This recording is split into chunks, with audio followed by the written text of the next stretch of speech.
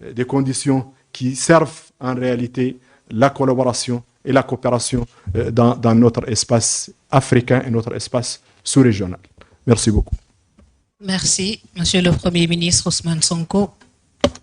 Merci. À la suite de Monsieur le Premier ministre, je voudrais dire que j'ai salué tout à l'heure les efforts qui ont été faits dans la gestion des relations, en tout cas pour la question migratoire entre la Mauritanie et le Sénégal, qui ont permis d'avoir des accords historiques et l'application desquels accords a permis la régularisation de 28 000 Sénégalais. C'est-à-dire qu'on est passé de 2 000 et quelques Sénégalais à 28 000 Sénégalais régularisés en Mauritanie depuis l'entrée en vigueur de cet accord le 1er juillet 2025. Et je voudrais rappeler aussi que tous les pays ont leur législation en matière de règles ou de conditions d'entrée et d'installation d'établissements dans ce pays, le Sénégal y compris. Aujourd'hui, nous avons beaucoup plus à nous poser la question du nombre d'Africains expulsés d'Europe et du nombre de visas qui sont refusés chaque année. Même aller et revenir est devenu presque impossible, y compris pour les élites. La vraie question, elle est là, madame. Ceci dit, pour la question liée à la restructuration, je vous rappelle que nous savons tous la situation dont nous avons hérité, qui au début avait fait l'objet de toutes sortes de contestations et de remises en question. Aujourd'hui, au moins, il n'y a plus de débat sur la réalité de cette dette cachée par l'ancien régime, ce qui est d'une particulière gravité et toutes les conséquences de droit vont en être tirées. Parce qu'on ne peut pas compromettre comme ça l'avenir et même le présent d'un État et d'un peuple pour des considérations strictement politiciennes, j'allais dire électoralistes. Et il faut que la sanction soit assez ferme pour que plus jamais aucune autorité publique n'ose se comporter ainsi. Et une situation qu'il faut gérer à partir du moment où le constat a été fait, établi et validé par tout le monde.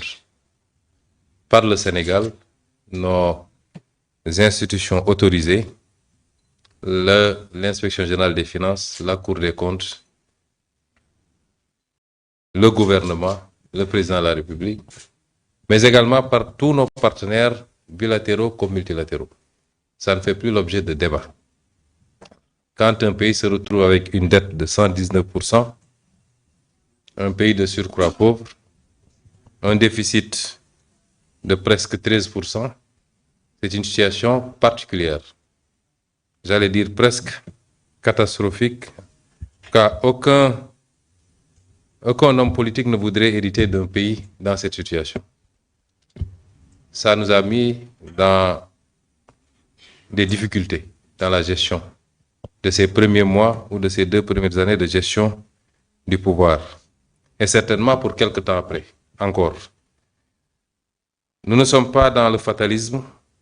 Nous considérons que c'est le peuple sénégalais qui doit faire face à cette situation, qui doit se lever comme un seul homme et qui doit comprendre qu'il y a des sacrifices à faire pour rattraper la situation, la dépasser et mettre ce pays sur les rails définitivement. Et avant tout autre partenaire, c'est au peuple sénégalais de le faire. C'est pourquoi nous avons travaillé à des solutions. Nous avons travaillé à élaborer un plan de redressement économique et social, qui est un plan qui va effectivement demander un certain nombre d'efforts et de sacrifices au peuple sénégalais. Nous avons aussi lancé un vaste programme de rattrapage budgétaire, de rationalisation, aussi bien des recettes que des dépenses budgétaires. Et l'arbitrage qui a été fait pour le budget 2026 est assez illustratif des efforts qui ont été consentis sur la dépense publique, le fonctionnement particulièrement, mais également sur des choix rationnels. Et les discussions avec nos partenaires ont tourné autour de ça. Nous avons considéré que certes, il y a des difficultés, mais tous les travaux que nous avons réalisés nous permettent de voir ou d'entrevoir la possibilité de sortir de cette situation sans avoir besoin d'une restructuration. Nous considérons que de l'analyse que nous en avons faite, notre dette est viable, puisque nous nous débrouillons pour la rembourser depuis 1 an et demi, au plus sans aucun programme. C'est vrai que nous nous acheminons vers une échéance assez difficile, avec de grosses souches de cette dette. Mais jusqu'à présent, et sans aucun apport, nous avons réussi à refinancer cette dette, et principalement sur le marché régional. Nous considérons que nos projections, aussi bien de croissance que de recettes, sont raisonnables. Et sur cela, il n'y a pas de débat. C'est validé par tous nos partenaires, y compris le fonds. Le principal problème, c'est le financement.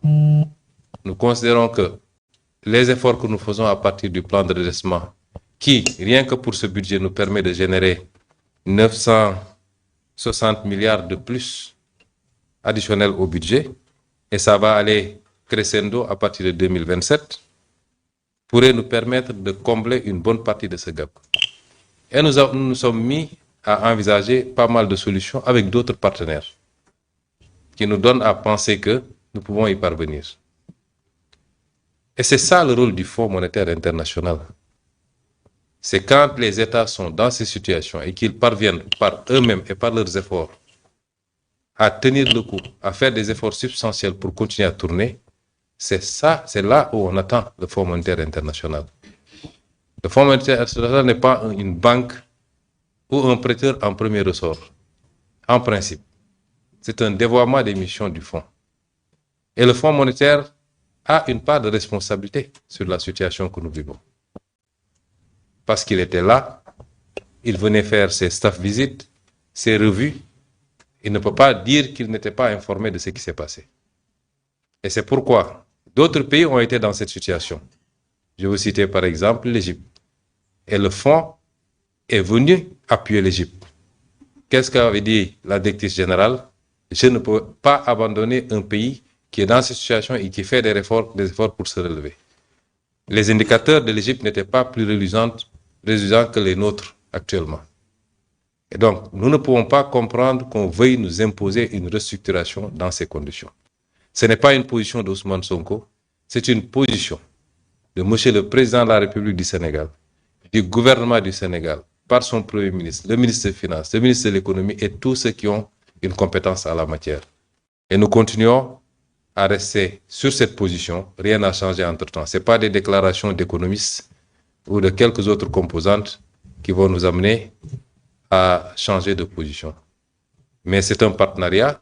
Chaque partenaire en tire les conséquences qu'il voudra. Mais la position officielle, c'est qu'on ne veut pas de cette restructuration. Je vous remercie.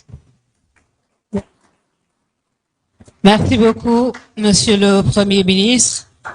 El Mokhtar Ould Ndiaye. Merci, Monsieur le Premier ministre Ousmane Sonko. Mesdames, Messieurs, nous allons vous inviter à déjeuner, Messieurs les ministres, avec Messieurs les Premiers ministres.